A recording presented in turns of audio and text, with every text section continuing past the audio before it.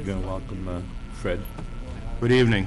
The chair will open the meeting at 6:37. First order of business is the Pledge of Allegiance. I pledge allegiance to the flag of the United States of America and to the republic for which it stands, one nation, under God, indivisible, with liberty and justice for all. I saw that. It's a G for me.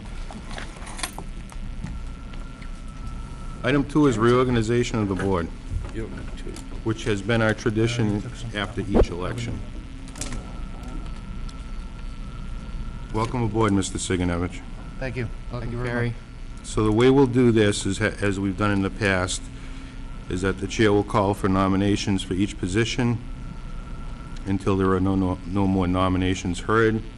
We will then ask the nominee whether he accepts the nomination, and then we'll vote accordingly.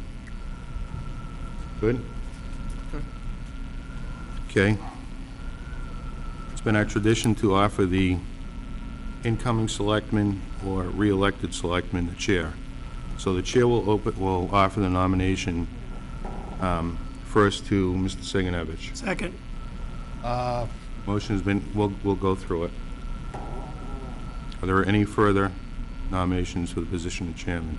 Mr. Chair, also in the past, although we don't do it all the time, we have nominated chair on the selectmen who may be outgoing, their term will be expiring. So at this time, I'd also like to offer up for nomination John Marcy. Okay. Are there any further nominations for the position of John, chair? is your term up this year? Yeah, me and Sully. Next year, I mean? Yeah. By yourself? Me and Sully. You too, Sally? All right, you know, but by the way, it used to be not the incoming, but the outgoing who had first dibs on chair, vice chair, or clerk, whatever they wanted. That's the way it used to be. Right. But revisionist history may say otherwise. Well, when I was first elected, it was the first thing that was offered to me was the chair. So that's how I've been operating since. We've been digging out of that hole ever since. And you, is there any further nominations for the Is there chair? a second for John? Is there a second for Mr. Marcy? Is there a second for Mr. Marcy? Seconded by the chair. Just as an aside, Sullivan. Mr. Chair, like I said, historically, we did it the way Paul said, we did it the way you said. You know, sometimes it was just the same guy carried over. And that's one thing I think this board, I mean, everyone's had a shot. I mean, Paul served a few years back, 2 or 3 years in a row. I mean, we tried to divvy it up as people see fit, so. We're good with whoever gets it. Yeah. Well, if I may, Mr. Chairman, Mr. I'll Siganovich. put an end to my name. I want no part of being any leadership position of this board. I'm brand new. Take my name out of it, please. At this time, I want no part of any leadership position. I just want to sit back and learn, please. Thank you.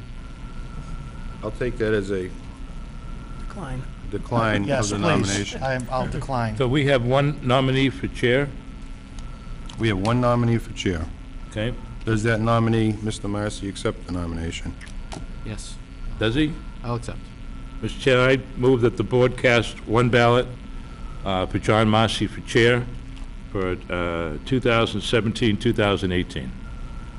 Motion made by Mr. Joseph. You close the Are nomination? there any further nominations? No. Okay. Okay, now I make my motion. Motion by Mr. Joseph. Is there a second? Yes. Seconded by Mr. Sullivan. Any discussion? Hearing none. All in favor? Aye. Aye. Aye. Thank Okay. you. Thank you, guys.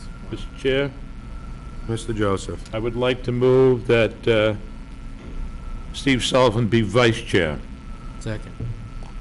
Motion by Mr. Joseph to nominate Mr. Sullivan for the position of vice chair, seconded by Mr. Marcy. Is there any further nominations?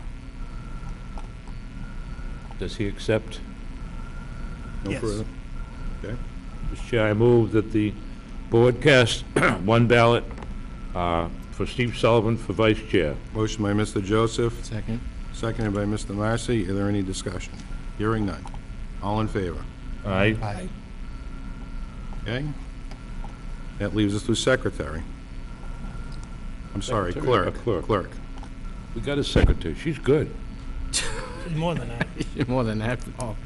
The chair will accept nominations for position of Be clerk. town administrator.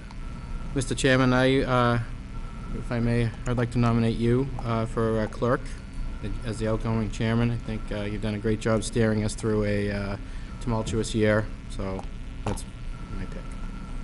Second. Okay? You nominated this fellow? Good. I'll second it. Oh, did you second it, Sally? You can, that's fine. Okay. Do you accept?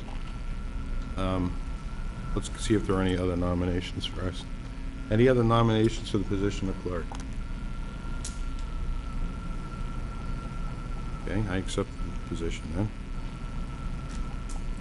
Call it to a In that vote. case, Mr. Marcy, Chair, I move that the board cast one vote for Mr. Ruda as clerk. Motion by Mr. Joseph, is there a second? Second. Second by Mr. Sullivan. And we'll call that to a vote. All in favor? Aye? Opposed? Unanimous? Okay, That's it. let's switch it out, just for old time's sake. Switch out, switch out. I want to slide. I kind of like my seat right here. Don't blame me. No historical precedent, you move over one more, but coming back to you. Are you sure? For this meeting, I'll stay. You won't be in the shot. I'm staying here? Yes, sit there, I guess. John. Okay, I'm in. Wow, guys, you know. Well, yeah, I moved my stuff and my Mountain Dew, which is banned in this room, but You can overturn that, you're the chairman. really? What's this? Oh, here we go. All right, we'll fix all that later. Grab my Well- pen. Window dressing. Put them out. Well, thank you, board, for instilling your confidence in me. I will do the best I can. Do the best for you guys and the voters, of course, in the town. All right. So item number 3 on the agenda is acceptance of the minutes. This is the minutes of June 5th, 2017. So moved. Motion by Mr. Ruda. Is there a second? Yes. Second. Oh, sorry. Second by Mr. Joseph. Any discussion on these minutes? Hearing none, call that to a vote. All in favor? Aye. Aye. I believe I need to abstain. Have you reviewed them? Did you review them? I wasn't here for it. Okay, then you can abstain this time. Okay, so 4, 1 abstention. Michelle, please. In the future, you don't have to All right. abstain if you review them first. Item number 4 on the agenda is appointments and resignations. We have a number of these tonight with a number of people in the room. We have Mr. Joseph wants to read through. Mr. Joseph wants to read through these. These are the one-year terms to expire 6/30/2018. Mr. Joseph. Well, I'd like to do that plus all the 3 years and state that separately, if that's okay. Have at it. All right. I move that we reappoint the following people to one-year terms to expire on June 30th, 2018. Animal Control Officer Jennifer Fitzgerald. Assistant Animal Control Officer Robert Fitzgerald. CMRPC, Bill Trifone. Cable Access Coordinator Teddy Barron. Cable Government Affairs Manager Fred Sugar. Council on Aging Director Margaret Boussier. Chief Procurement Officer Greg Balyakonis. Electrical Wiring Inspector Neil Piasta. Assistant Electrical Wire Inspector James Jones Jr. Plumbing Gas Inspector Jay Spau. Municipal Hearing Officer, Chapter 148A, Greg Balyakonis, and the following people to be reappointed to 3-year terms to expire June 30th, 2020. Conservation Commission, Nancy Vukovic, Dick Andrelevich, Samantha Costello. Constable, Jim Doria. Cultural Council, Denise Driscoll, Virginia D. Donato, Mary Kunkel. Dudley Trail and Greenway Network, Kenny Butkevich. Historical Commission, McKenna Heasley, to be appointed as a full member. Ed Bazinet, Michael Braniff. And the Council on Aging, Beatrice Bouvier, Josephine Botteri, Alice Langlois, and to personnel would be Rose Smulka. You'll note, if you have the copy of the agenda that says Wesley Maraca to the ZBA, he has asked that not to be reappointed at this time. Motion by Mr. Joseph, second by Mr. Ruda. Discussion? Just one question, Mr. Chair. Mr. Sullivan? I had people ask, just for a point of information to the administrator, on, most of these positions are all incumbents. Do we, as a rule, advertise, or we just take people at their word, like when they put a letter in? So we advertise only the vacancies, so that if someone wishes to be reappointed, we confirm that they want to be reappointed and they get put on the list. So how would someone that wanted to get involved on an appointed committee, they would have no shot against a sitting member that wants to remain? Everything's at the pleasure of the board. If someone were to submit an application, we would make sure that that application could put before the board, and you have an opportunity to vote on that. Okay, just because people were asking, they hadn't seen, and then this, people saw this. Okay. No, that's a valid question. I Mr. think that Joseph? makes sense. Two questions, Greg. One, how many openings do we have on the ZBA at this time? At least 3 full members. Okay, and I'm going to ask, I think Sully may know something about the kind of skills that are needed to serve on that. But let me ask this question of you again. Are we prohibited from appointing alternative or alternate members beyond membership? Absolutely not. You can appoint as many alternative members as you want. If that's the case, Mr. Chairman, that maybe when we're done with this, perhaps we could advertise for alternatives for all of these groups that we appoint. And let's see what happens. It's not just ZBA, you're saying all of these? All of them, and that would address Sully's issue. Just give people a chance. Thank you. Okay, thanks. Any other discussion? Hearing none, call that to a vote. All in favor? Aye. Opposed? Unanimous. Thank you. Mr. Chair, just real quickly, Sullivan? if somebody were entered in the zoning board of appeals, obviously they would have to have at least a slight working knowledge of the town's zoning bylaws. And they would also probably have some kind of working knowledge with what we have for our master plan, even though it's several years old now, because there are some things in there that the master plan recommends not being done. But I think a ZBA member would be a level-headed person that could look at the issue, try to find the middle ground. A lot of the ZBA stuff is things to do with lot sizes, setbacks, and you're gonna do what's best for the town, best for the applicant. But you also have to be able to be firm and say, no, we're not gonna grant that, as we found it can become a very controversial issue quickly. So I think level-headed with a general working knowledge of the town and the town's bylaws, but with the stamina and the fortitude to hold their ground when necessary.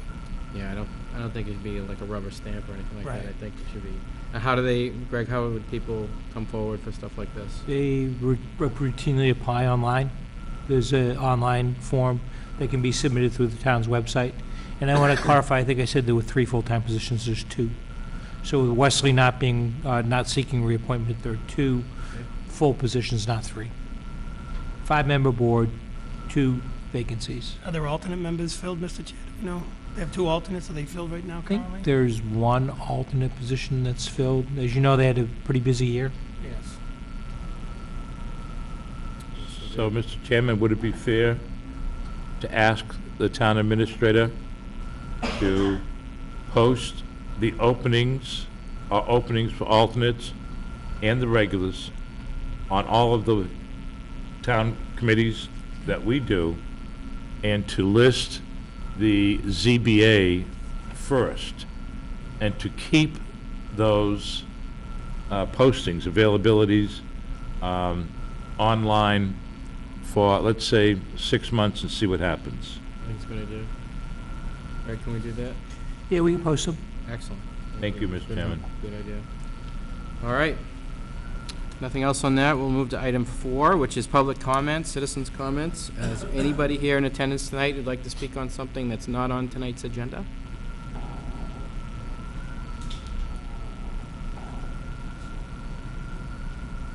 Hi. Please state your name for the record and. My name is James Reardon. James. We moved to 13 Blackmere Road back in September of last year. And since that time, we've had a water issue that has been going on that we kind of came to grips with since the winter rain and snow and everything. At that time, when I called the town, we talked to Mr. Guyon, and it was, give me a call back in April when everything thaws, can't do anything then. It was great. What type of water problem is it? So right now, up on Blackmere Road, what happens is water comes down the road Drainage. and hits a catch basin, and the catch basin then just dumps off underground onto a property. So currently what happened is the water was dumping onto our neighbor's property, which then dumps off onto our property. It just flows. After several talks with Mr. Valiakonis, that part has been rectified. They put a catch basin in, they dug a long trench, a bucket wide, 2.5 feet deep, which is great. They put a nice catch basin in, like I said, they filled it all over. It looks really good. They did a nice job with that aspect of it. Prior to them doing that, what it was that you had a 6-foot wide hole, 6-foot deep hole, where the water just dumped out, which was very dangerous. Because there was nothing around there protecting anybody. Since having it fixed, I've sent several emails asking if it's going to be continued to be corrected, because all that they did was they put the catch basin in and they dug the trench, I'll say about 150 feet, and they put 30 feet of pipe in, covered it over with dirt, and that was it. So I actually have several photos for all of you. While you're bringing that up, can we clarify a few things? 6 feet wide and 6 feet deep is probably enough to bury a Fiat. Is that about right, the size? And is that hole on public or private property? That hole was on our neighbor's property, from what I can So tell. private property. Caused by all of the I'm water. not asking you that, but it was on private property, Yes. but caused by the The pipe. drainage, Correct. okay? So, has that hole been filled in? That hole has been filled in. They did a great job with it. And so I emailed in response to finding out if they're going to continue the pipe with this. And this is the email that I got in response to that from Danny here.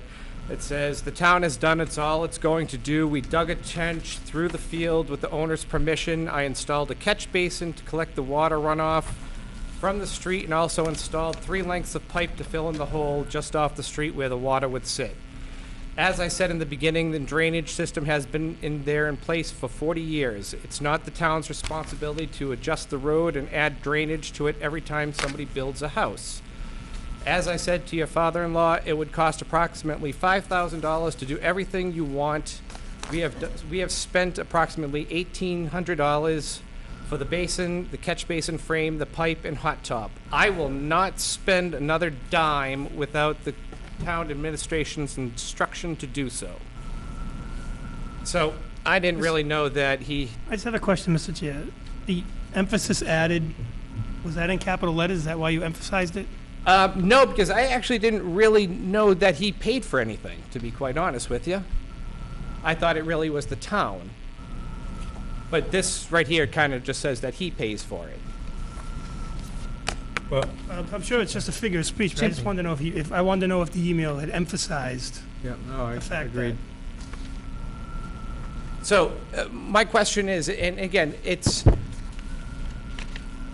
you have 30 feet of pipe that's in there now, and you still have another 80 feet of trench that they've dug out, that the town has dug out, that they have now left for somebody that, and again, for myself and my family, that we know we're not going to go walking there. We have friends that come over, we have little kids. If anybody trips, falls, goes into this, somebody's gonna get hurt. And this now doesn't fall back on the town, it falls onto our neighbor because that's his land.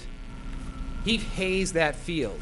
He can't hay that field, part of the field, because you have a big trench.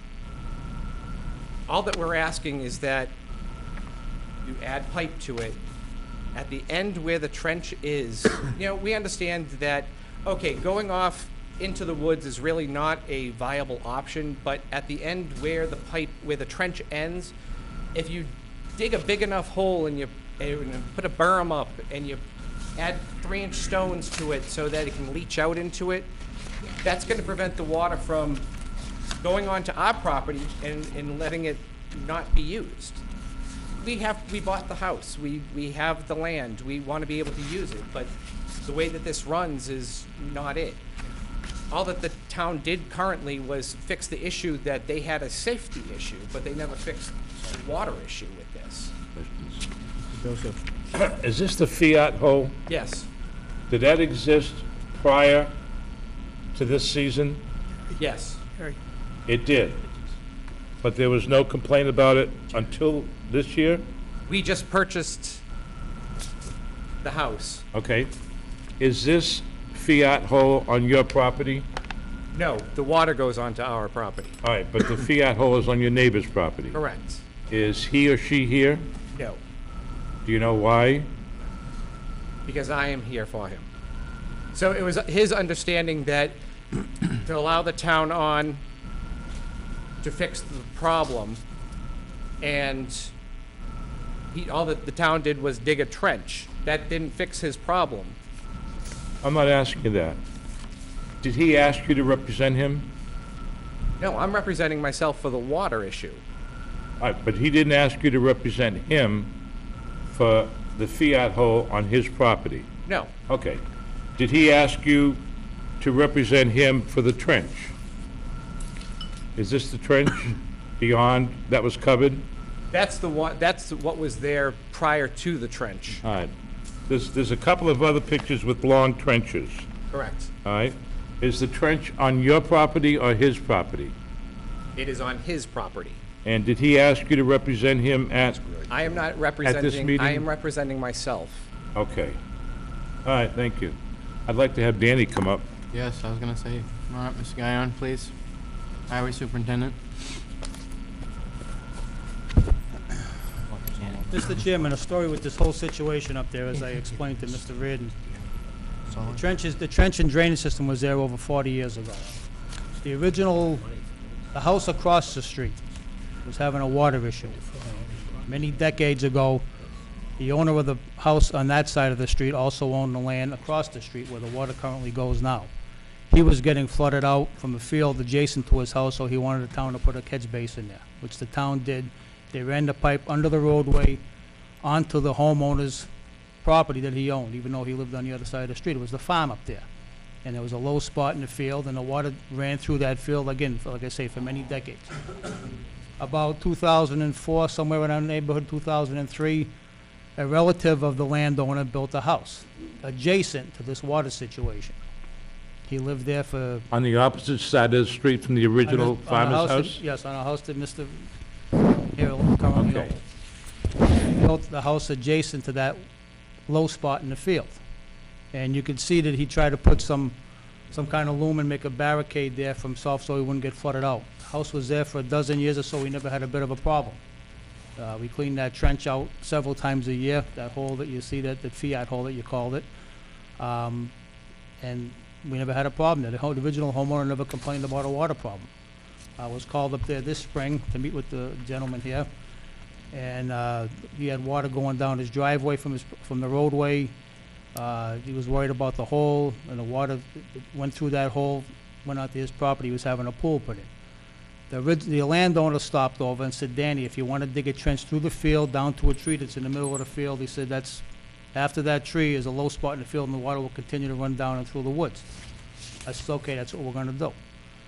In the meantime, I scraped up a few dollars, and we put a catch basin there on the side of the road to fill that hole in, so it wouldn't be a problem, and we put in 3 lengths of pipe.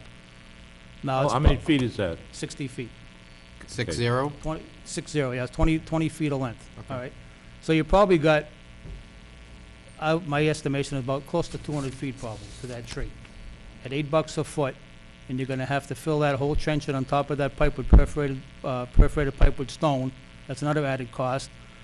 If you're gonna put a pipe there and bury the pipe, I don't know if the landowner's gonna want that. You're gonna have to file for an easement so you can get in there and maintain that pipe. All he told me, he was more than willing to have us dig a trench through the pipe, through the field, and that's what we did. And again, I'm not trying to be a pain, but I deal with this all the time. People build a house, or they buy a house, and all of a sudden they want the town to go fix the drainage or add drainage. I mean, you gotta build, the original owner should have built the house and landscaped it to the roadway and the drainage system that was there. So are you saying, and if you're not, correct me, that the Fiat hole's been there for probably 14 years? Correct. Okay. And you got permission from the owner to trench that? Correct. Did you also get permission from the owner, property owner, to put in the 60 feet of pipe? No. A portion of that property off the roadway is owned by the town, probably 15 feet. All right, so how far from that picture of from that side of the road does the pipe extend out of the Fiat hole?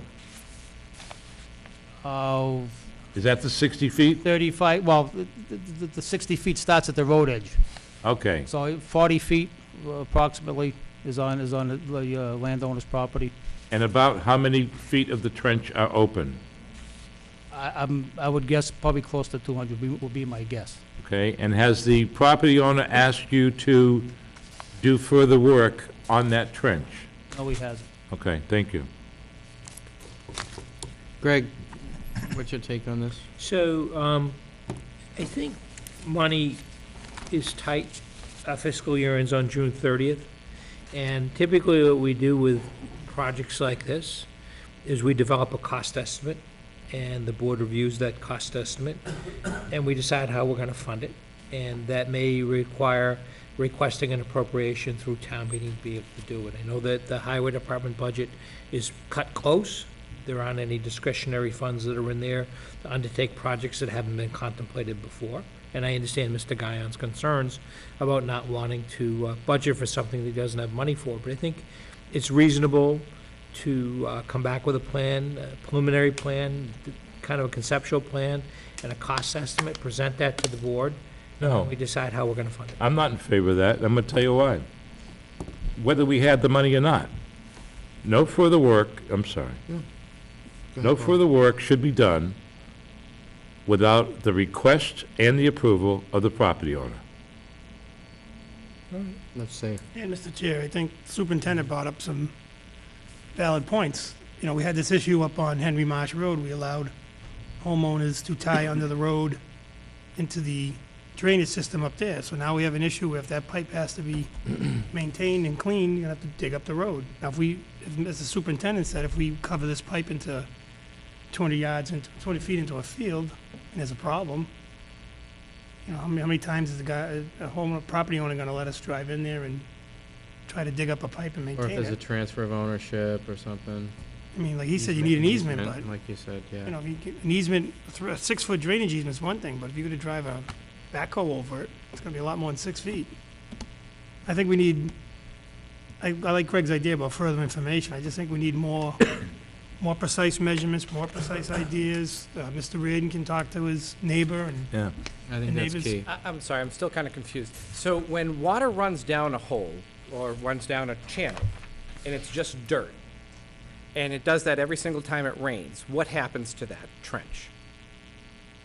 It fills up with water. No, what else happens to Yeah, it? no, don't say So no, all- yes. so Answer all- is yes, it does fill up with water. It fills up with water, but all the dirt then erodes away. So your trench that could have started at 6 inches is now a foot, is now 18 inches. Think of the Grand Canyon. Well, I'm So, not and gonna that's what think that happens deep. over time. That's what happens over time. Here's what bothers me. One, you've got an issue that I think is legitimate, and a concern It is. for your kids. That's legitimate, all right? But we don't have a right to do anything on that property. That's why I'm not in favor of getting any further information.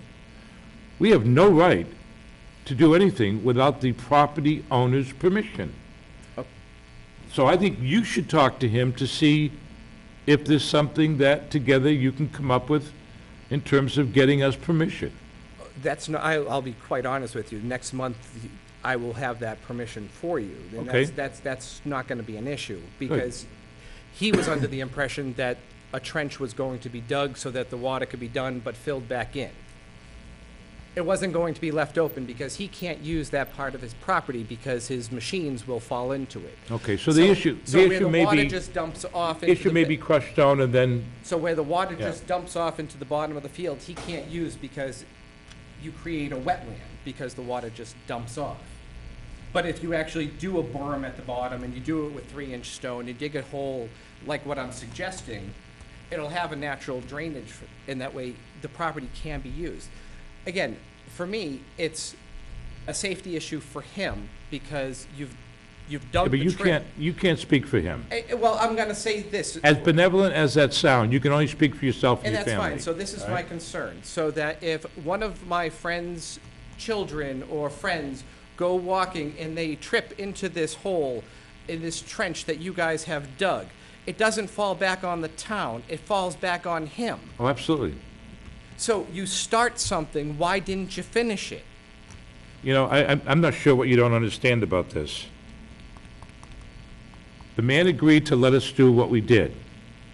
But what I'm saying is, so. I'm not he done. agree- he I'm agreed still for you not to- done. he- I'm he still not agreed for done. you Sir, to dig so a hold on, trench, hold on. but you I'm didn't- still I not didn't tell done, you to- pal. To fix the Guys, front of it. I'm still not Let done, Mr. Joseph finish, please. all right? He gave us permission to do what we did. In order to do an additional 200 feet, which could well be done with crushed stone and then putting the earth back on top of it. That way you're not worried about it filling in the pipe. In order to do more, we need the property owner's permission. And I understand that aspect of it, but what I'm trying to get at, and I will get that for you, by all means. Well, But what I'm trying to get at is that, so he gave the permission to go on the property to dig the trench. But, and you just said it before, but he didn't say, okay, so fill all this in and put this in. wait a minute, you said he didn't say. Were you there for that conversation with Danny? Yes, actually I was. You were there when he and Danny talked about it? Yes, because I was there on day one. And you from heard this. his permission? Correct. And you remember his exact words? Yes, I do. And they were? That he could dig the trench, fix the problem, and run it back, And run it back. the trench back. So that's what we did. That's not good. The actual quote was, Danny, if you want to dig a trench down to that tree, that's fine, because after that tree, the land has a natural swale, and the water will follow the swale to the woods So line. we did. So here's what I'm going to ask, all right? Mr. Chairman, I'm going to ask that you instruct the town administrator to either meet or get a statement from the property owner as to what he will give us permission to do and what he is requesting that we do. Then we have it from the horse's mouth. You don't have to speak for him. I'm good He with can that. speak for himself, and then we've got an issue we can then address clearly. I'm good with that. Oh, good. Yeah, no, I'm in favor of that, Greg. We could, I think it's safer for everybody, but, Will do. you know, I get your concern. It's definitely a valid concern, but we should probably get, No, I just asked consent for the chair to instruct the town administrator to do that. I did. All right? Is there any objection to the consent? Sally? No objection, but Mr. Chair, I would like this issue, it's a pretty big issue, and I know we have this category for public comment, but I think this issue specifically probably needs to be addressed as an agenda item. I don't think it should be brought up Yep. under, I agree. and that's no reflection on you, Mr. Rand, it's just, it's a big issue, and, I mean, if we're gonna bring it up at the next meeting, I don't think I'm gonna be here, but, I mean, I just think it should be an agenda issue with a chance for, he said he heard him say one thing, superintendent said this is what he exactly said, and it kind of sounds the same and similar, but then someone says it's not, the end result wasn't what we thought, so I don't think that's how we want to operate. Would your neighbor come to the meeting? I can check with him. Be good to have everybody here. And to have it as a listed agenda. I love that idea. item Under Stephen. public information. that. Our new business, Yep. okay? On a future agenda. Maybe not next week, because it might take some time to line it all up, but We'll meet next week. If for some reason that No. he cannot be here, what would you like from him? A written Yeah, a statement written statement, Okay. authorizing and requesting. yes. Nice to talk to Yes. Greg, too, just to to me. verify. Well, I mean, that's where the written statement would Right, come right. from, You just verify who he is. after a exactly. conversation with Greg. Danny, anything else? I just think that, the board should, seriously think about, we don't want to open up a can of worms here and set a precedent, because like I say, I've dealt with this all the time. When someone buys a house or builds a house, they have a water problem later on, and they want the town to add drainage or reconstruct the road so they don't have a problem. You gotta build a house, or if you own a house, you gotta landscape your property to help yourself out. It shouldn't be the town's responsibility to spend taxpayer money on an issue that should have been fixed by the homeowner. The problem with this on our house, and again, has nothing to do with what he's saying, the road, the way our property is set up is, our house is here. The road kind of comes this way, we get water down this way. So it comes to our property. Confluence. So, for us, we took the initiative because right now the water comes down the right-hand, if we're looking out of our house, it comes down the right-hand side of our driveway in the grass, cuts across our driveway.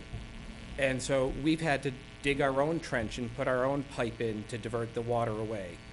And, it's not that we're not understanding of costs from the town, and we know there's only so much they could do, but if we build up our front of our property, that water still has to go somewhere.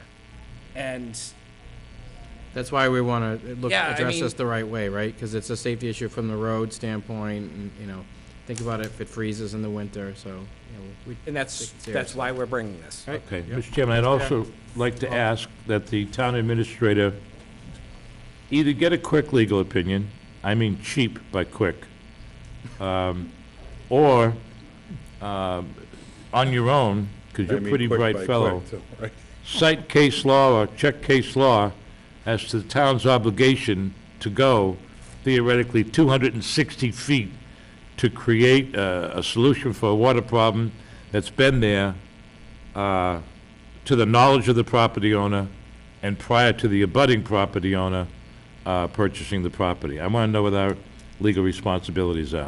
I also believe, Mr. Chairman, and I don't want to misspeak, but I can look it up. I think there's Mass General law that states any drainage system that's been intact for 15 years with no controversy becomes a fixed system.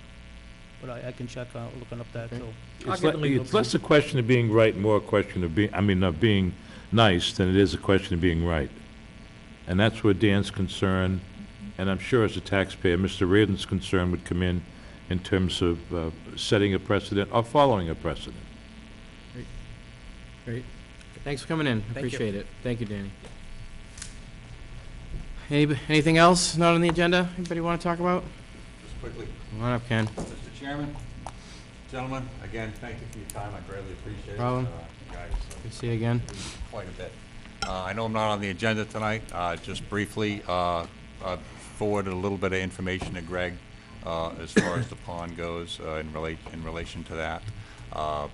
Just a reminder, we still wish to visit this.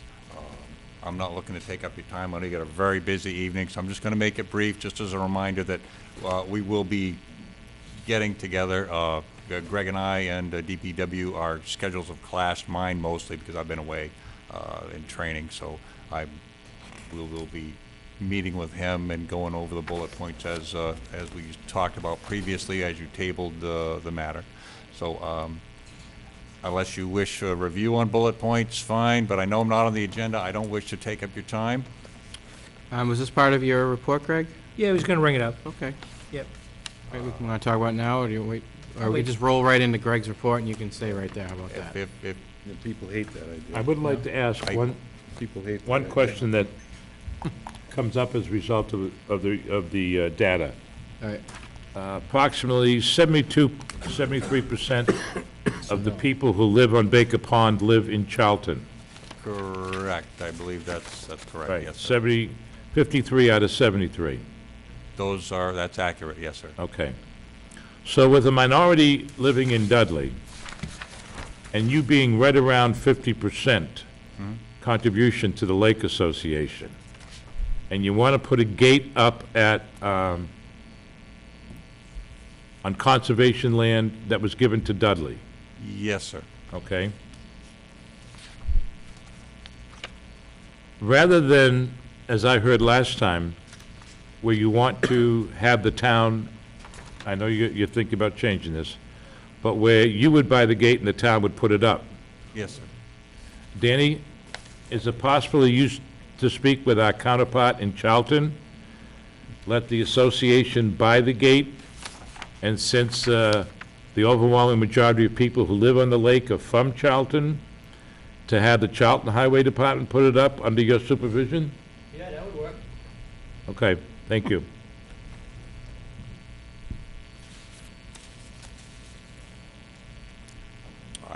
I wouldn't have a problem with that. Okay. That's a Safer than non-issue. you guys putting it up. Oh, Lord. right. I won't argue one bit. I don't want to tie up, but I want to get that thought out before my old age caused me to forget. That's quite all right. Like I say, I appreciate your research, though. Thank you. Cool. Thanks, Ken. All right, like I said, not gonna take up the time, so, Greg, that can roll over. Do you- Yeah, I'm gonna bring it up, I just, a lot of people that are here, and I don't wanna keep those people Fully waiting. understand, that's why I just as soon carry on with that. Gentlemen, I'll be in touch with Greg. Thank you. Thanks, Thank you Ken. very much. Thanks, Appreciate Ken. it. And again, thank you all very much, I appreciate your time. Thanks for your info. Have a good night. That's good. Okay. Anybody else want to be heard on something not on the agenda? Seeing none. Greg, Town Administrator's report.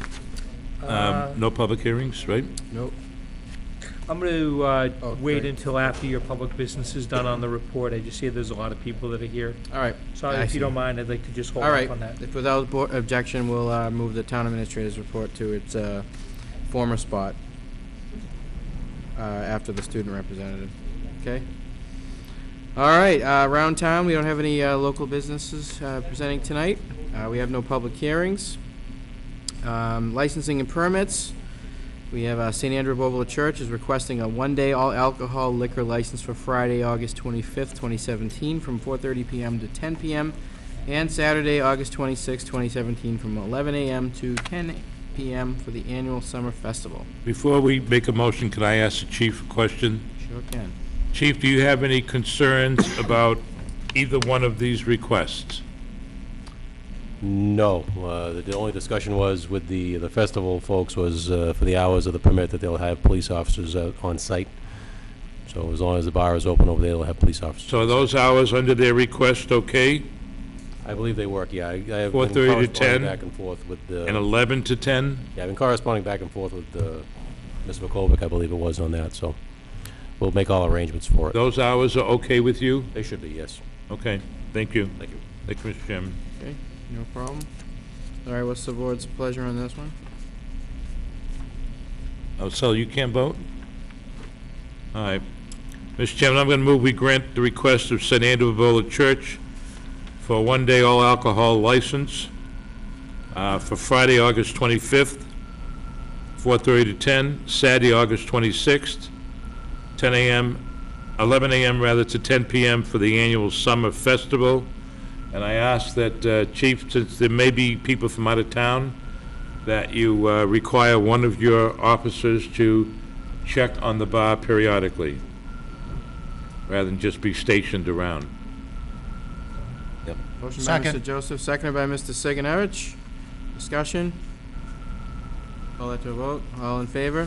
Aye. Opposed? One abstention? Well, one abstention and one absent. One absent. No vote. Mr. Chairman, I'm going to move that Go we on. grant the Council on Aging's request for a one-day license in the senior center from noon to 2:30 for the COA Italian luncheons on the following days: July 28th, August 25th, September 29th, October 27th, November 17th, December 15th, all Fridays. Second. Motion by Mr. Joseph, seconded by Mr. Sigenovich. Discussion? Hearing none. All in favor? Aye. Opposed? 3, one abstention, and One absence.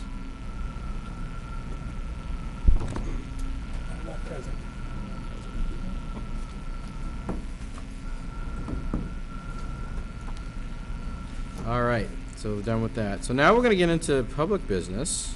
Item section 9. Item 9A. David Knitschner, Dudley Fire Captain, is here. We're going to talk about him. Thank you. And his retirement. So, Chief, come on up.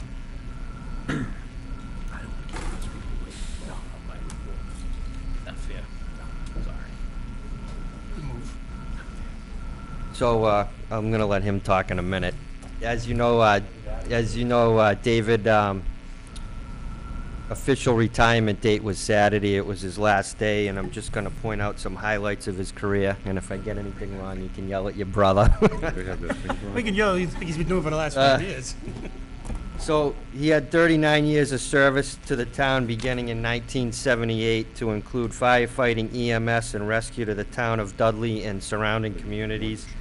He was one of the first full-time Dudley firefighters beginning his full-time career in 1980. He was the fire prevention and inspection officer for over 25 years. He was pivotal in the startup and continued success of the Student Awareness and Fire Safety Program for elementary-age children in Dudley. He was the first certified Dudley fire investigator. One of the first Young Hero Award recipients received this award under his tenure during his time in the education of elementary-age school students, and it was as a result of a call that happened May 6th of 1998, where a girl said she remembered what Captain Dave had taught her in an educational program and got all of her family out of a burning house. He was also pivotal in acquiring the Dudley Safe House, which is still used this day in fire education and public events in the area. So I'll let David speak now and anything he has to add. Oh, thanks, Chief. I didn't really realize I accomplished that much. I hate prepared statements, but if you just bear with me, I'm not gonna lie to you, tonight, a little emotional night. Just, I wanna thank you for letting me come to your meeting, and that when I did join as an auxiliary in 1978, actually, ironically, the date of my appointment was September 11th. I never had no idea where it was going to take me. It was fun, you know, young kid. It was fun. And then full-time position became available within the department. I applied for it, and the Board of Selectmen at the time saw fit to appoint me to a full-time position in 1980, which, by the way, that was 3 town halls ago when I was appointed to my full-time position. It's been an absolutely awesome career. I've met, and I mean this truly, many of the best in our business along the way.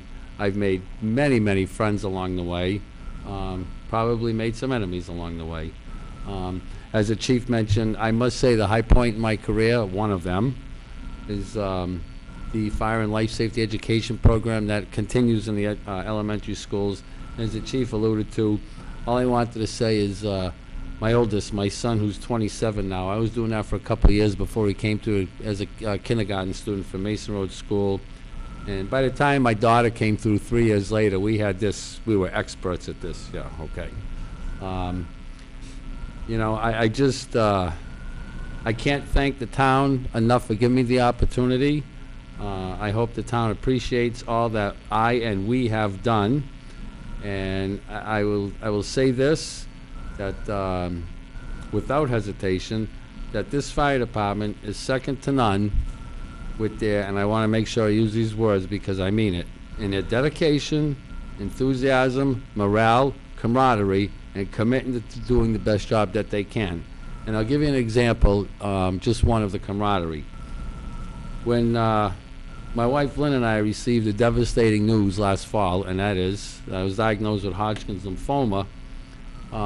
These members, knowing, you know, through phone calls and visits and support, knowing how I like to keep my yard neat. So one Saturday afternoon, when Lynn and I are still trying to swallow this, you know, this news we just got, there was a tremendous amount of commotion outside my house. I'm like, okay, I go and look. And as I looked out the door, there was nothing but pickup trucks unloading lawnmowers, cars, people, leaf blowers, rakes. Within a half hour, my yard was spotless. There wasn't a leaf in the gutter. There wasn't a leaf in the yard. You want to talk about camaraderie and you know, helping people. And, you know, that's just an example of this dedicated group that we know as firefighters. And I just wanted to throw in there, by the way, I am happy to report that my last chemotherapy was this past Friday. and the future looks positive. So I just want to say to the members of the department, along with Chief Kochanowski, please know that I will always remain a friend of yours. Please don't hesitate. No, let me, hold on. I told you I was going to forget if I didn't write it. Scrivener's error. Please don't hesitate to ask if I can help in any way. I also need to thank the members of the police department, again, past and present, for their assistance and respect that they have given me over the years, working together on emergency calls, investigations, maybe just having a conversation. So I just want to say in closing to all of you, it has been really a great ride, and it really has been fun, challenging and rewarding. And to the members of the Dudley Fire Department and all the public safety in town, let me leave you with this. Do your job, do it well, and most of all, please stay safe.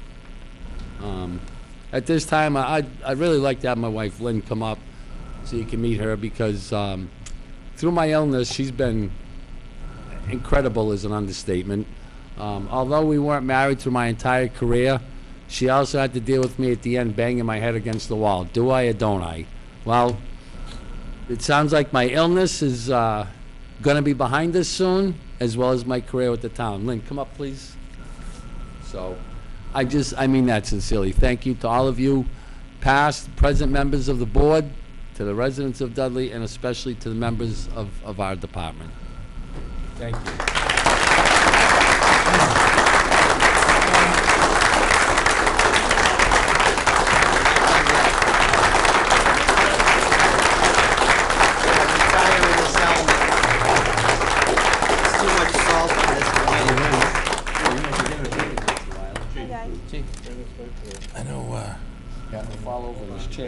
The chief, what's the significance of the hat? It's his helmet. It's his helmet? It's his helmet? 39 years. 9 years. Not quite. All right. Maybe 30. Have his brother You come can't up. keep this helmet, there's too much salt on it. Paul, come on up. Come on up. Paul Con, where are you? You're his brother, get up here. Make it in order. Yep. Yeah, I've got to listen to the chief. John. There's a little bit of Department. experience in this, I guess. Why don't the rest of your brothers join you as well? Come on up. Come on up, Come on up, firefighters. guys. It's just a, Public safety, too. Come on. Come on. Get up. Come wish Captain off.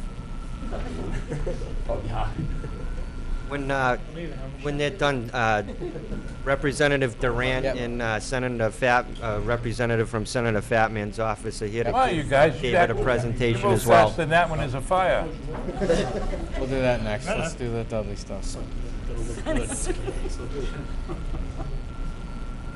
Like they like each other. I mean, Yeah. geez. Don't leave the short people in the back. especially like in Dave's kitchen. Back there? Good. Good picture. Oops, sorry. Especially like you're in the kitchen. The old fires. No, Dave's kitchen. Oh, Dave's kitchen. You never been there like I have. All right. So while everybody's up, can we invite the representative and the senator's aide up? We have some extra stuff for you, David.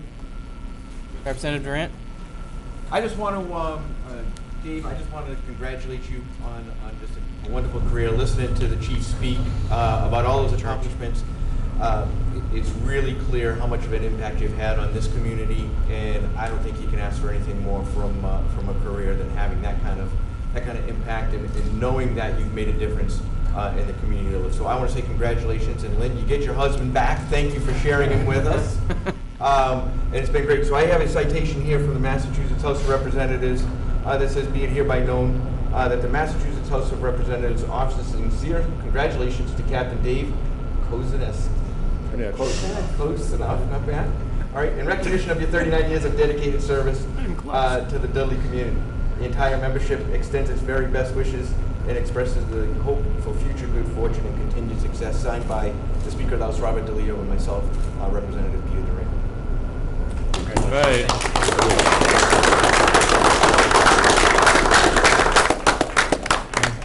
Tyler. Good evening, everyone. My name is Tyler, and I am Senator Fatman's legislative aide. I've been here a couple times, and I just go to events for the senator when he has scheduled.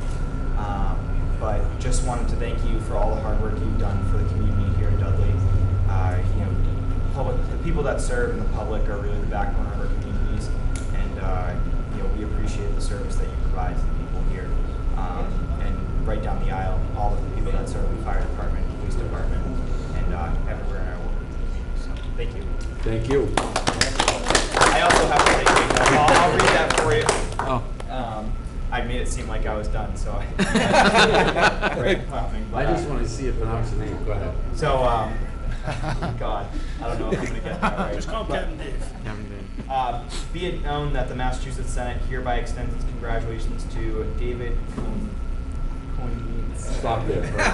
I'm done with that. But in recognition of your 39 years of service to the town of Dudley, and be it further known that the Massachusetts Senate extends its best wishes for continued success, that this citation be only signed by the President of the Senate and attested to and a copy thereof transmitted by the Clerk of the Senate. Signed by Stanley C. Rosenberg, President of the Senate, attested by William Welch, Clerk of the Senate, and offered by your state senator, Ryan Fountain.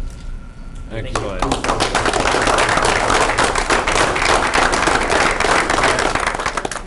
So I'm sure some board members up here might have something to say. Mr. Joseph, can you lead us off? You know, I've negotiated union contracts on one side of the table or the other for 36 years at the state level, statewide, and right here in Dudley. And I'm going to tell you, you need to know that I have never encountered a more tenacious negotiator than Dave Kahn. And we did, I don't know how many contracts together, but when he made up his mind that it was going to be in the contract, it was going to be in the contract. That's important. We all want to say thank you, but I got a special one, Dave. As a fellow cancer survivor, knowing what you've been through, I admire you. I respect you. And you have all the honor in the world you deserve from all of us. Thank you. Mr. Joseph, thank you for your words. I will just step back once. I'm going to have to look up the meaning of tenacious, but I'm going to take that as a compliment. When I did start with the town in 1980 in my full-time position, I will never forget this. My starting wage was $4.81 an hour. And I'm glad I didn't bring that up through negotiations, because you probably would have went the other way I was looking to go, but thank you. Thanks, Dave. Steve. Oh, Mr. Chair, I am extremely proud to call Dave Kahn my friend for well over 20 years. It goes without saying how I feel about Dave, and not many people that do the give and take like he and I have done in the past, and I appreciate every time we ever did. I just want to tell you a couple quick stories. Careful. Well, the clean ones. The clean ones. Did I get the... Back in the early 90s, I was delivering the mail, and I happened to see something that didn't fit right. And the next day, there was a fire at this place that it didn't fit right. And I made an offhand comment to a Webster police officer about what I had seen. And a couple days later, my postmaster said, "Hey, you got to go in the office. There's a guy that wants to talk to you." All right, whatever. So you just go down the back. Don't let anybody see you. I go, "This is really good." And I went in. It was a fire investigator and Captain Dave, who at that time had a broken foot, but because he was a fire investigator, was still there on his crutches to help conduct the investigation. I think that was probably the first time I really met him, and I realized the dedication he had towards his job. And it turned out that I think my information was slightly helpful, but between their investigation, it was an arson case that was resolved the way it should have been. Also, I have 4 children. I went to the Dudley schools, and as everyone knows, Captain Dave with the fire prevention stuff, he used to borrow the trailer. One day he came in and they had a proposal they were going to buy their own. I was on the board of selectmen, and I said, "Well, where are you going to store it?" "Well, we'll put it outside for now." And I said, "Well, can't use the money for something else. We really don't need a camper, do we?" Making a kind of a joke. So I always stand by my votes, and Dave always tells me how stupid I am. He said, "I can't believe you voted against it." I said, "Dave, I didn't vote against it. I just didn't like the way it was coming out." And he said, "Oh, we're going to get that thing anyway, and we're going to make money. We're going to use it." And they did, and I'm proud of what he did to get that, because thousands of kids have gone through that trail. Literally thousands of kids have gone through that trailer. And Mr. Joseph talks about contract negotiations. He's officially retired, right? So whatever I say can't be held against either one of us. So in the past, after a particularly difficult contract negotiation, Captain Dave, myself, and a former town employee got together and had a couple of adult sodas and came to an agreement, and he brought it to his members, and I brought it to my members, and it was resolved. Easily done. And I made a joke before about squeeze together like you're in Dave's kitchen. If people don't get what I mean by that, then you missed a good time. Dave, enjoy every minute of what you got coming to you. And I'm so glad you're cancer-free. Thank you.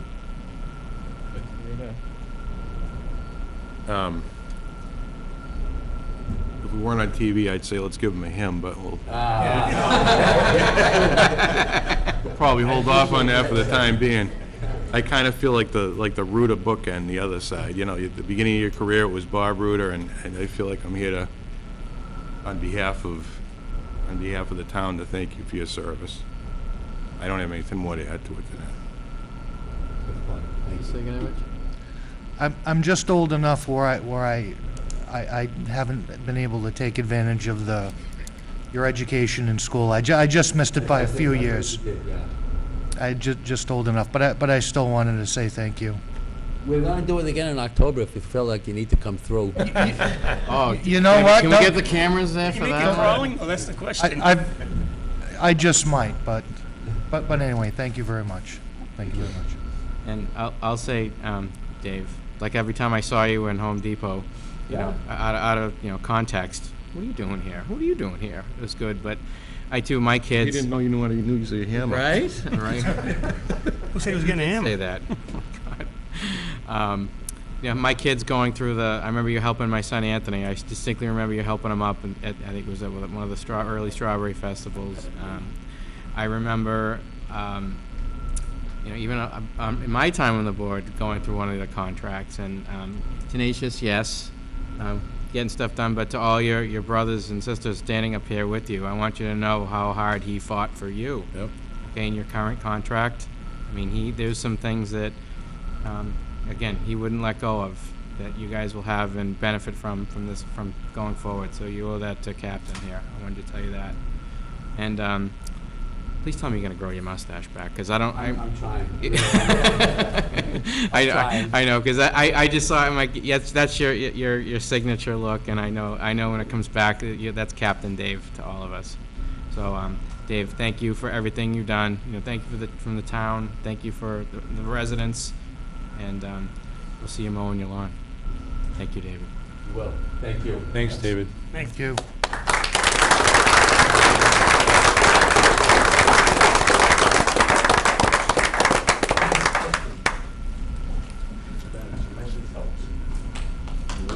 That's all right.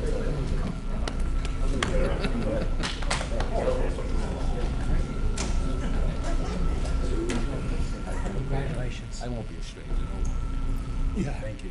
We know you won't, Monty. You and Bob Monty. I was going to say you and I Monty. crashed the pony, but I missed the house.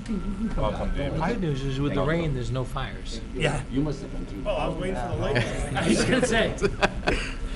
Thank you. All right, you ready? Just reckon everyone leaves. Yeah. No, then we started talking. The Danny, you temple can't go.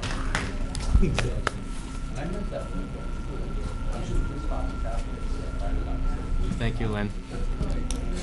Danny,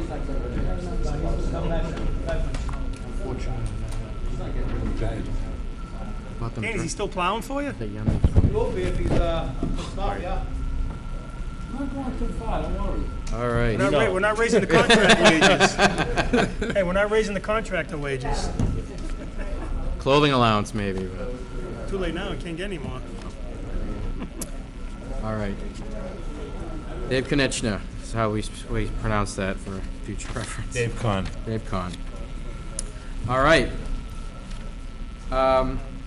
Thank you to everybody who has participated in that. Item 9B, Elliot Burlingame Jr. We're here to talk about easements under Klondike Road. Come on up. You've been very patient. Very patient, thank you. Good evening, Mr. Chairman. I'm Edward Etheridge of Northampton. This is my wife, Susan Etheridge, and her sister, Patty Leahy of Worcester, Holden, Massachusetts. They grew up on number 2 and number 6 Klondike Road, the last two houses on Klondike Road before Charlton Line, which becomes Beach Road. They've inherited the 2 camps now, and both camps had cesspools and shallow wells. They've hired Mr. Burlingame to put in septic systems, Title V compliant systems, and deep wells across the road. Fortunately, their parents own the property, the lots across the road. So Mr. Burlingame has done that, but he hasn't put the pipes in across the road. He's put the leach fields in. But we're here tonight requesting easements to go under the road to get to those 2 leach fields and wells on the other side. If you have any questions, I know both Susan and Patty would be happy to answer. Okay. Question for Greg, is this something we would need a public hearing for? No. No? No, So how does this work? So typically the process would be, comes to the board because you're the road commissioners, so you have the ability to decide whether you want this to take place.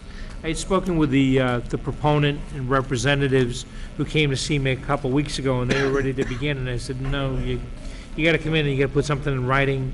It needs to be a document that survives time and gets passed from one owner to the other. You just can't do it again on a handshake and a nod, because that's when things run into problems years down the road. I did send a copy of this off to council, because that's typically our routine. I haven't heard back from them, so I haven't heard as to whether the board's action tonight is sufficient or requires additional action in the form of a town meeting action. That's it. So, Mr. Chair, I'm looking at the... Mr. Sullivan? Thank you. I'm looking at the copy of the plan entitled Sketch Plan. Which one is parcel 2 and which one is parcel 1? Well, I think each lot has 2 parcels. So one is number 2 Klondike, which has a parcel on the lake side of the road, and then a parcel on the non-lake side of the road. The other one is number 6 Klondike, which has a parcel on the lake side and then has a separate parcel. There's a little plan that sort of shows them attached. So my question, Mr. Chair, is that... Proposed leach field. Oh, that doesn't... I'm sorry, Mr. Sullivan, hold it like this. Yeah, they're See in to the this back. side, it Like I says am. proposed leach field? Like I am. To the left? Yeah, so what the easement agreement says, which I wrote up, was that after Mr. Burlingame puts them in, we would have a surveyor or an engineer prepare an as-built plan and file it with the town and the Registry of Deeds, so that the town would then have on record the location, both for DigSafe and the Highway Department. And it to know. would protect future owners of the property in terms of their right to have access across. Yes, yes. It protects all parties. Yes, no, we understand that. So we would have an engineer or surveyor draw the plan. I think one of the things you and I had talked about 3 conversations? was the plan presented to the Board of Health, and what... The Conservation Commission has issued the permits for the whole project. What about there. the Board of Health? For both houses. So this has been presented to the Board of Health? Oh, the Board of Health was, approved the wells, yes. Originally, we were going to put 1 well in and share it, but they said you can't do that, so we put 2 wells in. So each well will now have a line to each cottage. Same, that's what I did in my place in Maine, exactly that. Right, yes. So- No, they, So I really wasn't done, but on this sketch, Mr. Chair, the lot to the left, I see 2 existing houses. It says existing house, then existing house. So which house is gonna be served by an easement under the road? Klondike Road is right down the middle. Number 2 is on the left side at the bottom, and number 6 is on the right side at the bottom. And then at the bottom of those is Pierpont Pond, which is the lake. And then across the road, Klondike Road, are the 2 lots that go with each house. So, I guess, all right, so both houses are on the left side of this plan I'm looking at, but you want to put the, Yeah, if you look at it from the bottom, yeah, both are on the left side, on the lake side. so you want to put the wells for each house on the other side and go under the road with the well and the septic? Right, well, the engineer put them there because you have to be so far from leach fields Right, from and septic, can't be other 100 wells and other things. 100 feet. and So fortunately, those lots are very deep, so the leach fields, so you pump under the road and across the way, all the way back to the leach field. But the wells meet the state requirements for the distances. So, still not quite done yet. This is kind of what I was talking about before, when people were granted permission to go onto Henry Marsh Road. So we're gonna end up with easement under the town road to service private property.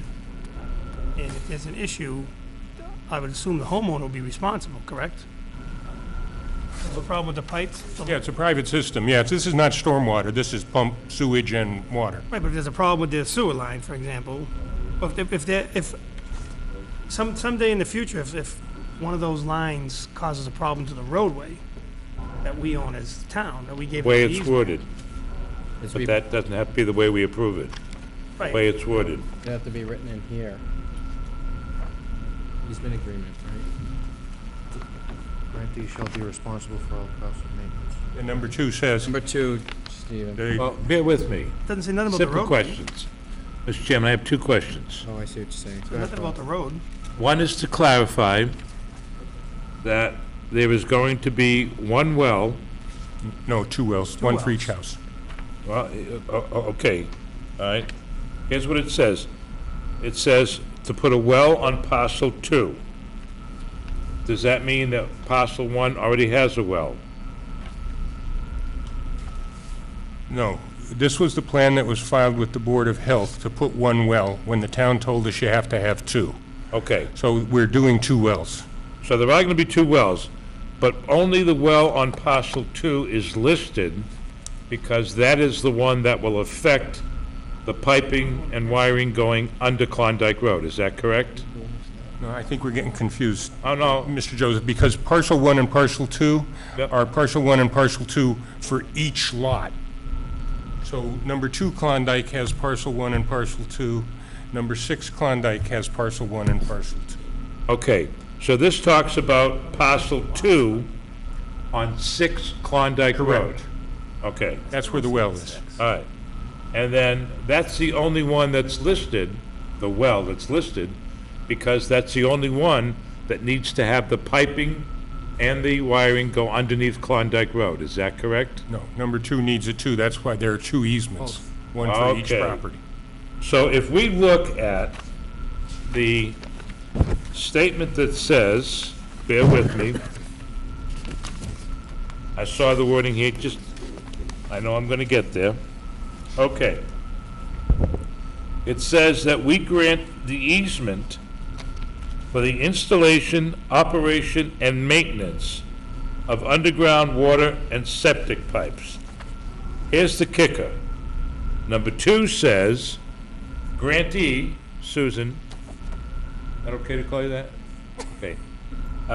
Shall be responsible for all costs and maintenance of repair, and this is my editing, of only the water, septic pipes, and electrical lines.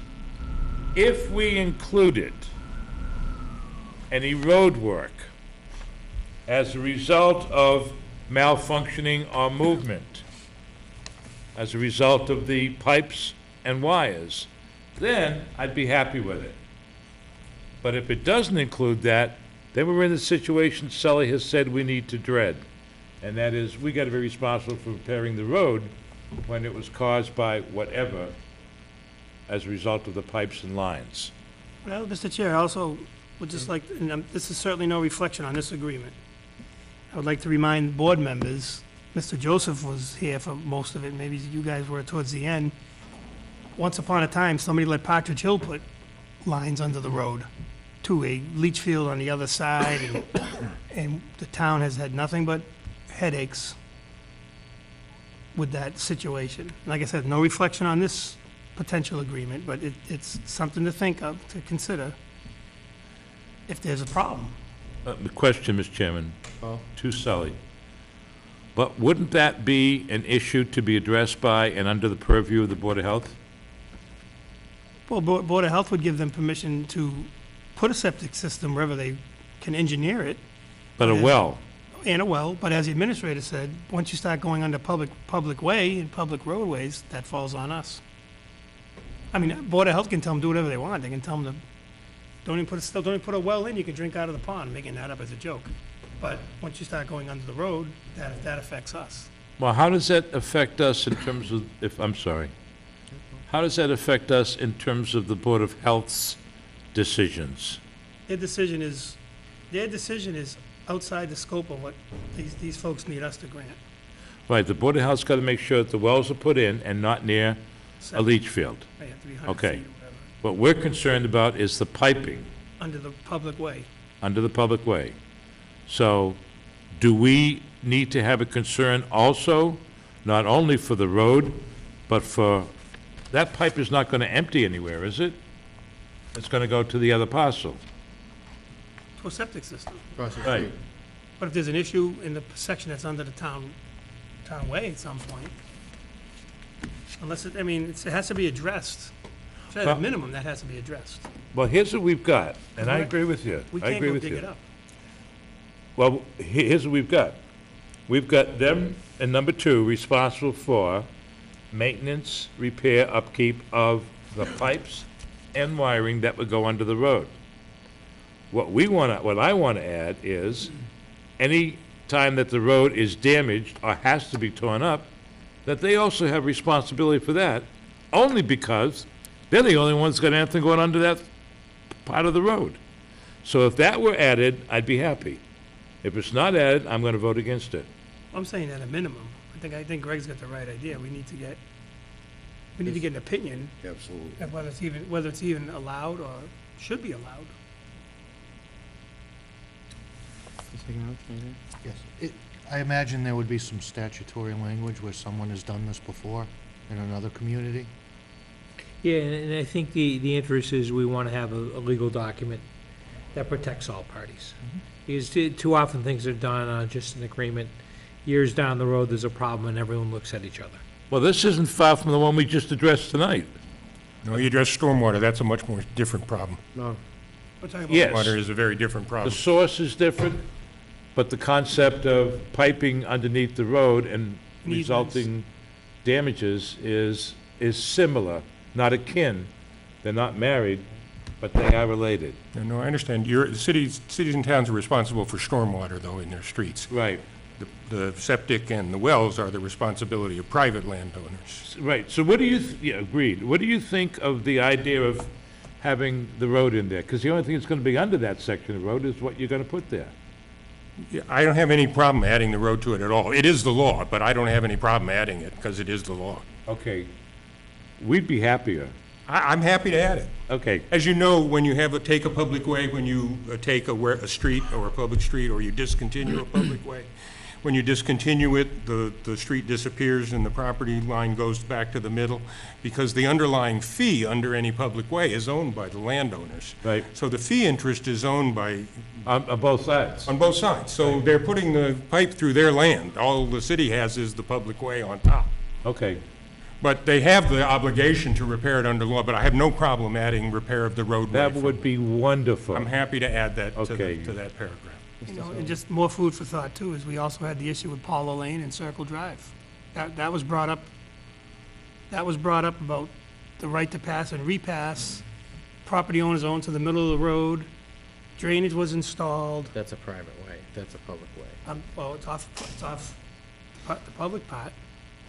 I'm just saying, there was issues, and that sheets onto property that eventually becomes a public way. There's a lot of We've- things out there. We've learned a lot. It's not as simple. I think that the only decision here right now for tonight Accept is to have Mr. Valiakonis run this through town council, at the very least, to make sure the best interest of the town is protected, before we even make a decision if we're gonna put it on the agenda to vote on it. This is, I mean, you can't have one party represented and present the legal document, and we're trying to figure it out ourselves here. It doesn't make any sense to me. This has to go through town council, make sure that the way it's worded protects the best interest of the town. We need to look at that opinion and then move forward from there, as far as I'm concerned. If we, let me do this. There's no discussion on the motion to table. So I'm gonna move that we table this. I didn't even know there's a motion. There's no motion yet, Paul. Well, no, but I'm gonna move that we table this issue. That's my motion. which automatically puts it on the agenda of the next meeting. All right? Which is, So I'm gonna move that we table it and request that the chair instruct the town administrator to get some assistance from legal counsel, and that we add the wording to include the road surface for Klondike Road into an agreement. Okay? What am I asking you for? Yeah, it's okay. Mr. Chair, I have a question too. Mr. Sullivan. That's the motion to table. I don't have a problem with tabling. Can we get a better or more clear sketch plan? Because, I mean, I have poor vision, I guess, but this is very small wording, very small. I would like to see it blown up a little bit better. The plan was only, it's called a sketch plan.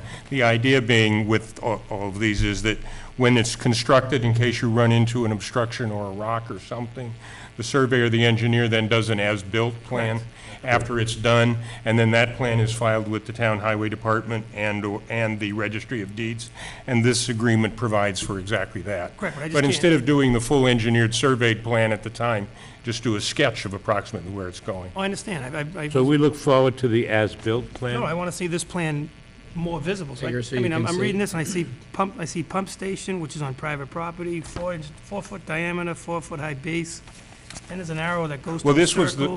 was the plan for the Conservation Commission and the Board of Health. So I mean, it I must could be- draw so it must another be- sketch plan for So you. it must be a Mylar, it must be a full-size plan that I could look at. You didn't give him this and say approve that. You gave him this? on a Let me piece of- remind the piece of paper? chair that a motion to table requires no discussion. If we take a vote on the motion to table, then any further questions can be asked of the applicants or the administrator to clarify what we want. Okay, we have a motion to table. Is Well, there a second? I may not be at the next meeting, so I want to make sure I have a chance to view something in the next 9 Well- days. So if I'm not here and they come back, You gonna miss the next meeting? I believe so. All right, so we gotta vote on the motion to table, takes precedence. Seconded by Mr. Ruda. All in Right. favor? Aye. Opposed? Now, Mr. Chair, can we ask if anyone has concerns that they wish to clarify to the applicants or to the town administrator? I voiced my concern. Sully? I would just like a more magnified copy of even just this plan. It's very hard to read. I can't, I mean, I'm seeing Photocopy circles it with and- lines and, I can get you a full-size copy. There's a full-size copy on file with the Conservation Commission and the Board of Health, but I could get you one anyway. Okay. I could send it to the town administrator. Greg, can you get that from Conservation, our Board of Health, and get it to us quicker, so you don't have to do that? Because he lives here, he works here. You could scan it, maybe, and then we can email it. We hope to us. live here, too. no. Or take a picture of the I'd pieces. rather come in and see it. Question? All right. Applicant? Sorry. She was just saying they both had lived here for 52 years. 62.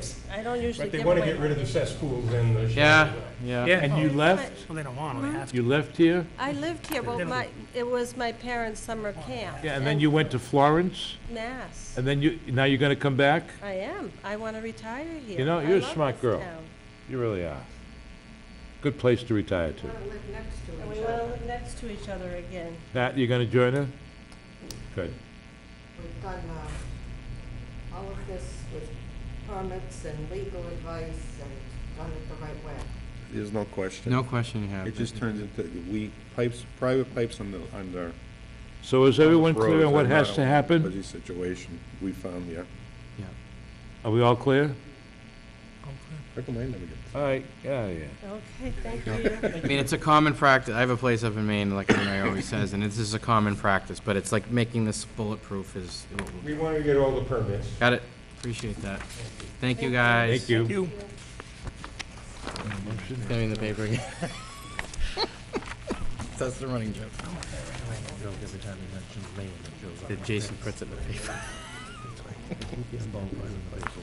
Mr. Chairman, I'm gonna move that we grant the request of the fire department for a toll booth boot drive, the annual Muscular Dystrophy Association boot drive on September 23rd, 2017, from 9 a.m. to noon. Second. Motion by Mr. Joseph, second by Mr. Sigenovich. Discussion? Hearing none. All in favor? Aye. Is there Chief, is there a rain date?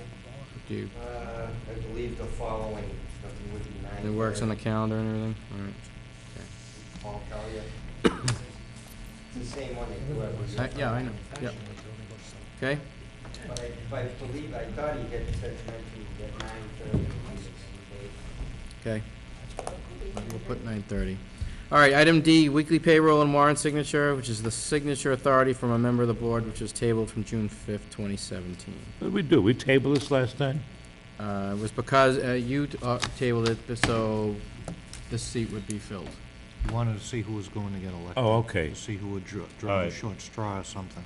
Yeah. It could have been that. So how often do you need somebody to do something?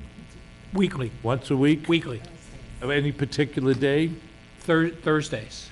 Any particular time? No, whenever you want. Why am I doing this? Come on. Well, why are you? It's really a good idea. Do you? Let me- I'll volunteer. All right. Just remind everyone, it's your obligation, though, to review the warrants before they're approved and sent on their way. Whether you have one person signing them or three or majority. Sometimes I miss, I'm sure, but it's our obligation to review everyone before they go. It is. There. Because there's been some that have gone before and shouldn't have gone. So, Would you like a motion to nominate you? no, to do this? no, hell no. I will make an effort to get in here every Thursday, as will the other selectmen. Can we have to appoint a backup in case Yeah, Paul... an alternate. you really should have All right, I'll be the a backup. vote, because the DOR is the one who's the I'll be the sticklers on backup. this. Be the backup. I'll be the backup. No, you're the primary. Oh, We need I that. am? When did that happen? What You happens? just said. Just volunteered. You just volunteered yourself. Primary. All right, I'll be, I haven't been primary anything since grade 4, but okay, I'll do it. Okay, thanks, Paul. Carrie, I think that would be a good backup. Carrie, you could be backup? I'll move that I'll be Mr. the back- Joseph be appointed the designee for signing the, what are we calling them? The Weekly warrants. Weekly warrants, with Mr. Sigenovich serving as the alternate. Motion by Mr. Ruda, second. Seconded by Mr. Sigenovich. Sure, second. Seconded. Discussion? Wow. Hearing none, all in favor? Aye. Opposed? Unanimous. We're almost done. Thank you, guys. You know, I could really throw a monkey wrench and object to consideration. Seriously. You volunteered for No, it, he then is you the, forgot about it. he is the board That parliamentarian. means I better be on the ball if I'm your backup. Come on, You better be. Oh, boy. I guess You guys give each other rides. He's got summer school exams to study for. it's all done. Today was his last day. Yes, it was last day. All right, item 9E, Southwestern County Communications Center. We have another appointment, a board director appointment, which was also tabled by June 5th, 2017, for an alternate appointment, as Peter Fox stepped down. Paul, you also tabled this last time, same reason. So, Mr. Chairman, there's two appointments. Valiakonis. One is the full member of the Board of Directors. So I sit as the town administrator, as a member of the Board of Directors. The selectmen also have a seat as a member of the Board of Directors. And then typically, there's one alternate appointed, and we'd ask that whoever you appoint as the member of the board, Mr. Fox be appointed as the alternate. Oh, okay, so, Mr. Chairman, I'd like You to don't want to do nominate that. Kerry Sigenovich to be as the primary with Mr. Joseph to serve as the alternate. I can only make about half of them. No, Mr. Fox. Peter Fox is going to be the alternate. Oh, okay. Mr. Fox will be the Mr. alternate. Okay. I could only You want make to be the primary, Paul? Does it have to be a selectman? Yes. Yes, I can't make it. It's on Thursday. yes, and it's Thursdays at 10. You The know- third Thursday. It's a Thursday? Third Thursday of the month. All right, so if You Kerry can- will be the primary, I'll be his backup. No. Peter's already the backup. Peter's I the can only backup. make about half. He can't be a backup. Yeah, he can't He's be. not a selectman. No, the alternate is not a select. The alternate, Alternate is someone we appoint. Oh, okay. The member, it, I was on this for 3 years. the intermunicipal agreement stipulates that the seated members of the Board of Directors are the town administrator and a sitting member of the selectmen. You then have an opportunity to designate who you want as your alternate. it probably should be someone who has some working knowledge of this, instead of me coming on with no knowledge of it. Fox has some good knowledge. I Just think. throwing that out there. All right, you know what? If Peter can be the backup, then I'll take it. I'll take responsibility, because we both have had experience on it. You sure have. Appreciate that. Thank you, Paul. Do it by motion, please. Your motion? I'll move that Mr. Joseph serve as primary selecting representative to that board, with Peter Fox serving as the alternate. I'll second that. Motion and a second. All in favor? Aye. Opposed? Abstention. 4-0, one I abstention. put okay. All right, unanimous. So, there you go, it's Thursday, so you can go to your meeting and then come back and sign the warrants on the way back, so it'll work out, see? Greg, can you hold off on F until next meeting? I can. I can, but I do want to provide you with an update, Paul, very briefly. Yep. Hey, Greg. Yeah, I always want to give some good news. This is for also the SWCCC. Yeah, so this is the Regional Dispatch Center with Webster, that the center received an additional support and incentive grant in $172,000 more than we received this year. So the good news is that goes toward the town's assessment, and ultimately will drive down our costs and Webster's costs. But $172,000 is a lot of money. Oh, damn, Thank that's our reps and senators for their work in getting us that money. That's amazing news. $172,000 more. More. So, Wow. that's great news. It's great news. And the other update is, that the Board of Directors voted to accept 911 calls. So there are wireless 911 calls right now that get dispatched to the state police. I was told that's where they always The go now. dispatch center will then now field those calls from this region. And as a result, we will be entitled to an additional $50,000 grant for doing so. We want to be on top of the issue, because what will happen is the state will force this issue on dispatch centers, and there'll be no money available. Is We it wanna get also in the front of it. thinking that might facilitate a third town coming in eventually? Yes. Okay, that makes sense. That's exactly what I was Yes. just gonna ask. And then the changes to the IMA, Paul, they're just kind of truing up the way we've done business. So it's how the alternate members selected, the board of directors, how we handle unpaid bills at the end of the fiscal year. They're just really accounting practices that have become institutionalized, but the wording in the IMA needs to be corrected in accordance with the practices that we've been following. Learnings, and we're For incorporating example, what it says is the alternate member shall be selected and designated in writing for each meeting. We haven't operated like that. We have one alternate member who's always available and can attend any meeting, but the IMA says you don't do that. So what we're trying to do is we're trying to make corrections to the IMA that reflect how we can efficiently run that board. And that's what the intent is. And that's what the changes are on the IMA. And it was ratified and voted by the board already. Not by this board, but by the board of directors of the regional center. I think that's great, Greg. We So- took our learnings and we're incorporating them into the future version. We're trying to get it right. Like it. Thank you, Greg. Item 9G, declare as surplus and authorize the sale of municipal property at 26 River Street here in Dudley, Massachusetts, 01571. Greg. Mr. Chairman, at your meeting on the 5th, you approved the auctioning or the sale of 3 surplus properties. There's one additional one, which I would ask that you approve, 26 River Street. You have a copy of the... Is that blank mound that runs, what was gonna be No. part of the railroad? No. What is that? It's a house, a small house. Grand trunk. The grand Small trunk. house that we have acquired through tax foreclosure. So what we'd like to do is put this together with the 3 other pieces of property and auction them off. Is that one to be at public outcry, or is that one to be by sealed bid?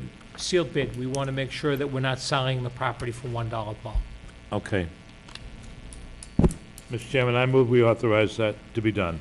Motion by Mr. Joseph. Is it To seconded by declare Mr. Ruda? surplus and authorize. Okay, motion and a second. Discussion?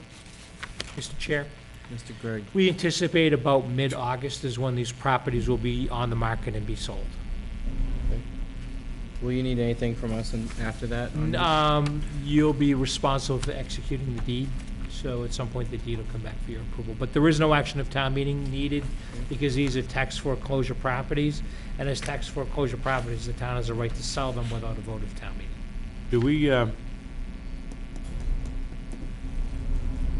Finally do doing we have an something. estimate on what the commission would be to the auctioneer? I don't, I can find out for you and get back to the board on that. Well, the reason I ask is that It's a very competitive market right now, especially for real estate auctioneers, because so many properties are selling and not going into foreclosure. And the banks are turning them over themselves frequently. So I'd like to see, I know Rich likes Paul from Right. Shrewsbury, Zikos, who I like too. Oh, we know Paul. Yeah, but I would like to know if it's advisable for us to seek competitive bids or not. That's all I'm asking. Easy enough to do.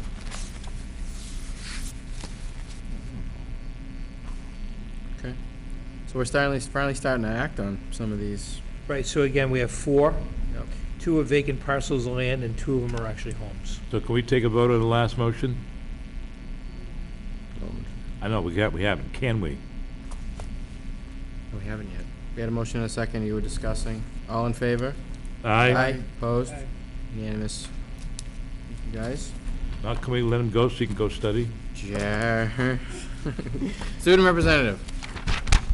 All right, here it goes. The varsity softball team fell in the district semifinals to Doherty High School on Thursday, June 8th, 5-0. The team has been honored and congratulated by the school and community for their fantastic season this year, and we congratulate them also. All of their spring sports have ended their seasons as of today, June 19th.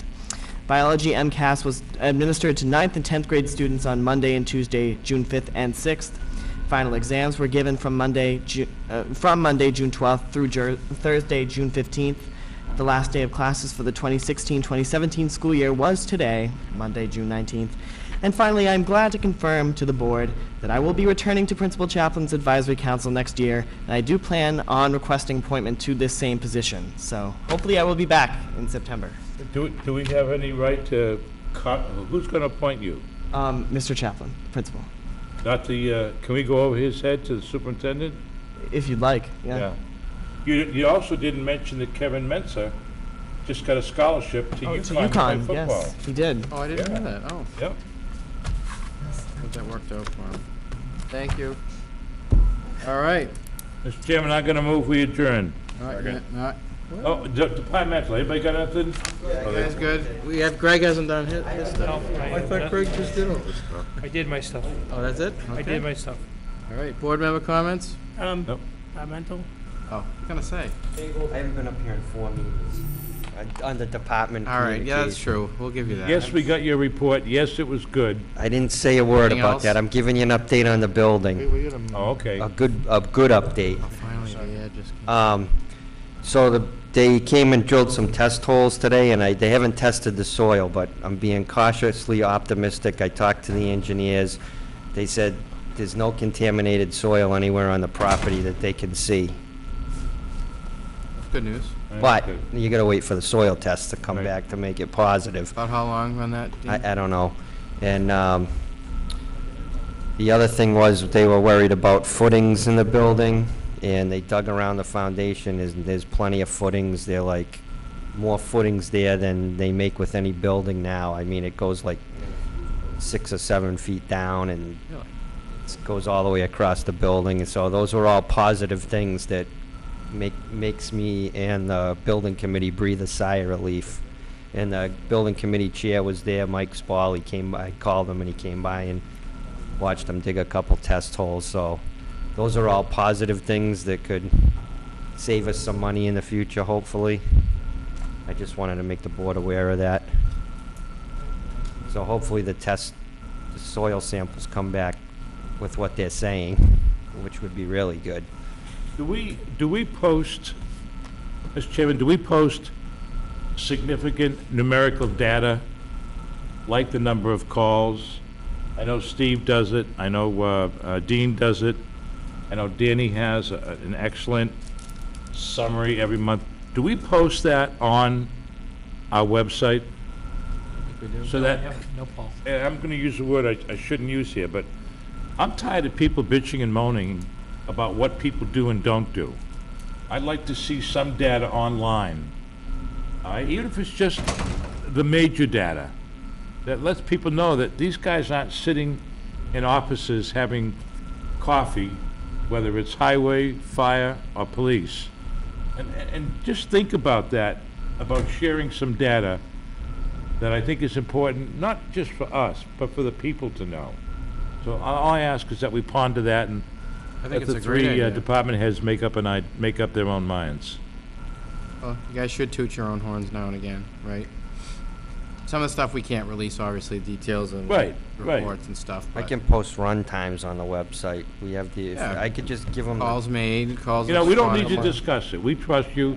You put what data you think is appropriate, would be helpful for people to know to answer some of their questions. I'm not dictating or suggesting. I think what it's a they great put on there, suggestion, you Paul. know? I think it's great.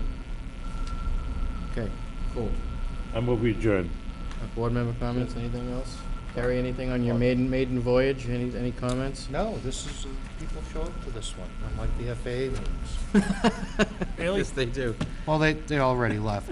Oh, this is a special occasion. Well, anything from you guys? Nice job, Mr. Chairman.